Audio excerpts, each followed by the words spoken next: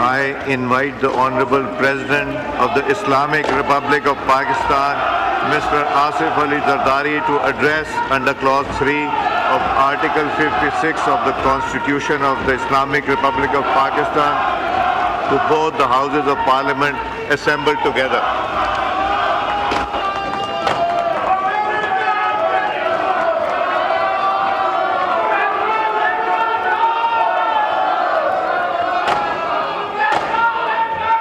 Bismillahir-Rahmanir-Rahim.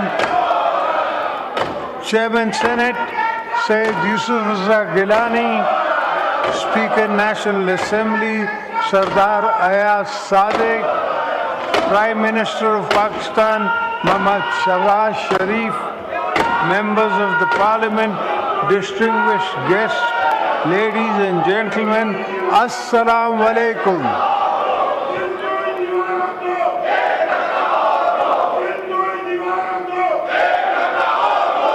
It is my singular privilege as your civilian president to address for the 8th time the August House at the beginning of another parliamentary year.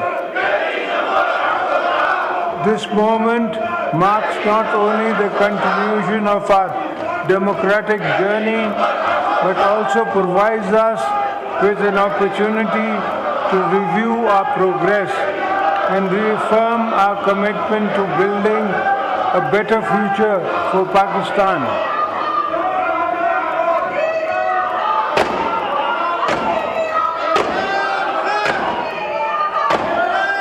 As we embark on this new parliamentary year, I urge this House to focus on promoting good governance and political economic stability. Our people have pinned our hopes on Parliament, and we must rise to the expectations. It is my first duty to remind you, we need to work harder to strengthen our democratic system, restore public confidence in the rule of law, and put Pakistan on the road to prosperity.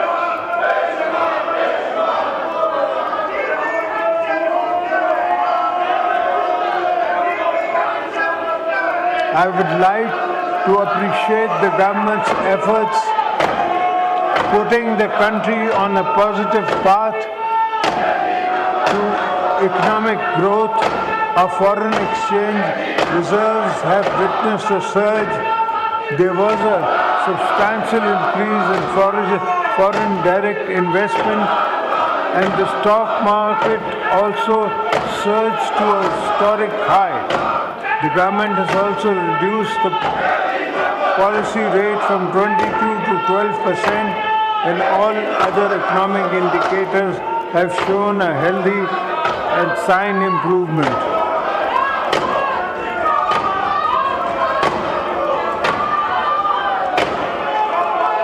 Honorable members, you are aware the population dynamics of our country have changed. A combination of factors present challenging. We must address the high rate of our population growth along with strategic drift in our administrative machinery has increased governance issues manifold. It is my considered opinion that this House should take this responsibility seriously and play its role in rail and reset our governance and service delivery outcomes.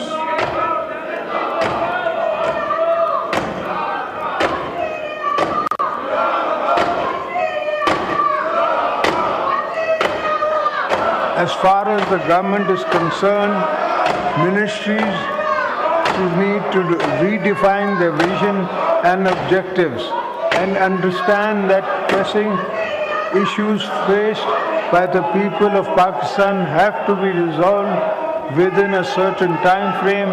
We need to deliver tangible benefits, restore trust of the people in democratic institutions.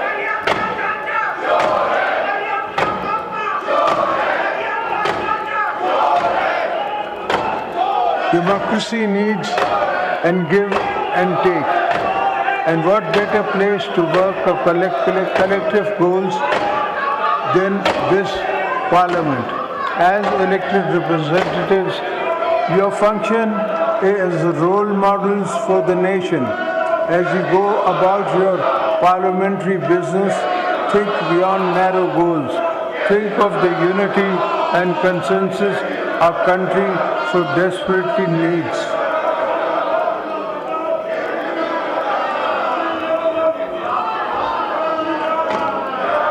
I would urge all you to empower our people, make decisions of national importance with consensus, encourage domestic, international investment for economic growth and job creation, foster social economic justice and ensure fairness and transparency in our system.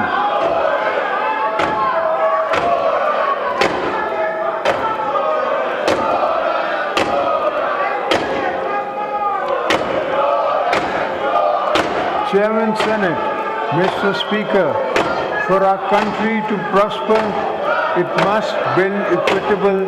This is going to be a century of many new global changes, and to weather such transitions, we need to ensure that our peoples, with their different regions and resources, are on board of national development. It is my firm belief that a strong Pakistan is one where fruits of progress and development are equally shared by all its provinces and citizens.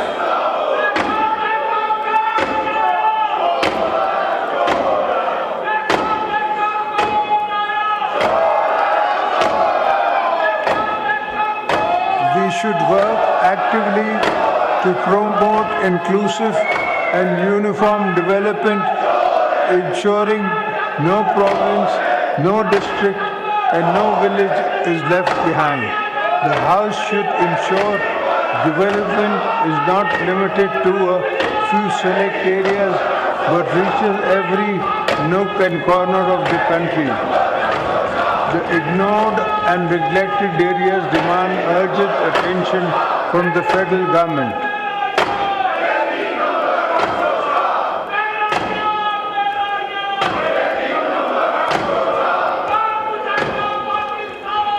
We also need investments in infrastructure, education, healthcare, and economic opportunities to address the sense of deprivation. Parliament is the one forum where any sense of deprivation cannot just be aired constructively, but also addressed with political empathy. By the executive branch, that is the test of real statecraft.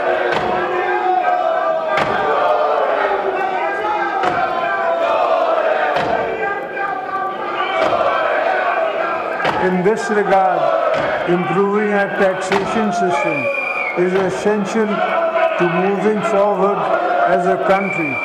We must reform and expand our tax net, not overburdening those who already contribute, but by ensuring that every eligible taxpayer participates in nation building.